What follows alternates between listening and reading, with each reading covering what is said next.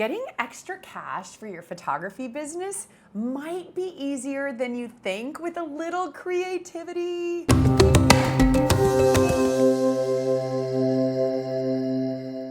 I'm Sarah Petty, photographer and founder of one of the most profitable portrait photography studios in the US, and my passion is teaching you how you can be there for your family while running a thriving photography business.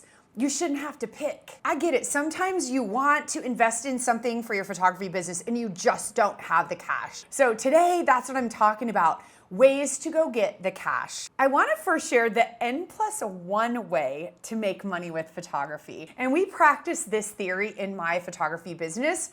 It's called N+1. And this was a blog post of Seth Godin's, I think in 2010, and we have used it ever since. So the N+1 theory states that there's always one more of anything. So the principle really teaches that just when you think there are no more options, if you look deeper, you can still find another way. Think about it. Maybe you have a fancy night out with your spouse or partner and you've been planning it for months, and at the last minute, the babysitter cancels. And you think, oh my gosh, we have to cancel. No, you would use N+1. So for example, do we have friends with children? We could call them and say, hey, you take our kids tonight. We'll take your kids all weekend next weekend. Are there some teenagers who maybe told you no originally because they had a date? Could you pay for their date and buy them dinner and have them have the date after you get back? Think about all the different solutions that you could come up with. The principle teaches optimism and tenacity, not to easily give up when you're faced with a difficulty. So whether you're short of cash in your business for the month or you need cash to buy something that you want, we'd use N+1 to make sure we have that extra cash. I'm gonna reel off a bunch of ways that you can go and make money. Number one, use the tool you already have to make money, your camera. Look, you can find someone in business who has poor images on their website, reach out to them and offer to give their images a facelift because you know it reflects on their brand. You can do this by checking social media and finding companies that need better images and reach out to them. You can say something like, hey, I was on your website, Instagram, or Facebook page, and knowing that you have such a reputable company, I noticed that your images of your employees are really inconsistent and look like they might have been taken with a cell phone. I'm a professional photographer, and I have a window of opportunity where I could create some new images for your entire team. Is there someone there that I could chat with about this? You could even say, I can come to you and make it super easy on a day when everyone's there. This is a commercial job, so even though it's likely they won't print your images, this doesn't devalue the work you're doing as a portrait photographer because working with companies is completely different and you are going to be giving digital files. If you've watched this channel at all, you know that we talk about boutique portrait photography and how to build a portrait business, but you can definitely get cash flow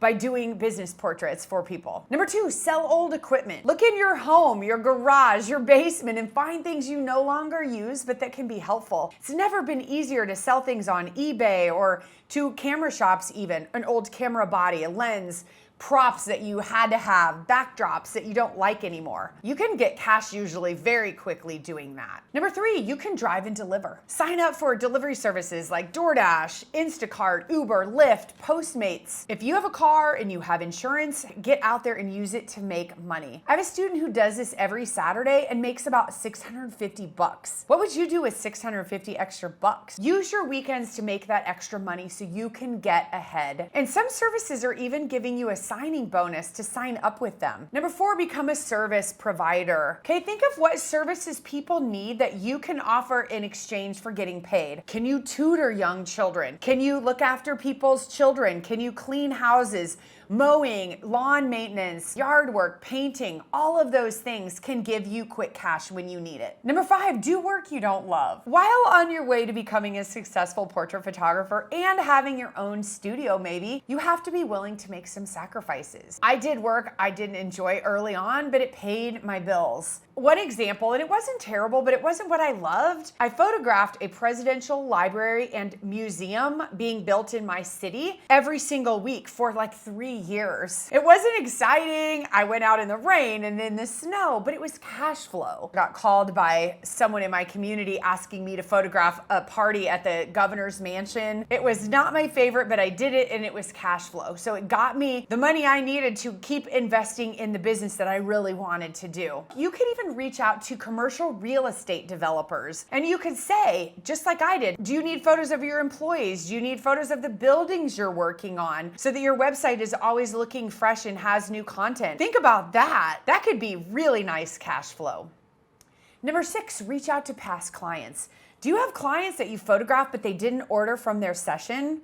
Or could you create something new like holiday cards or other wall art or a book or an album that maybe they didn't get? Your creativity has no limits and you're serving them by offering this to them. Hey, if you're ready to be part of a community of boutique photographers who are doing these kind of things every day and who value family, growing their business and encouraging each other, come join our free Facebook group. I'm gonna put the link in the description below because we'd love to have you. The good thing about the N+1 is that there's no right or wrong idea. It's up to you on how to make it happen by believing it's possible.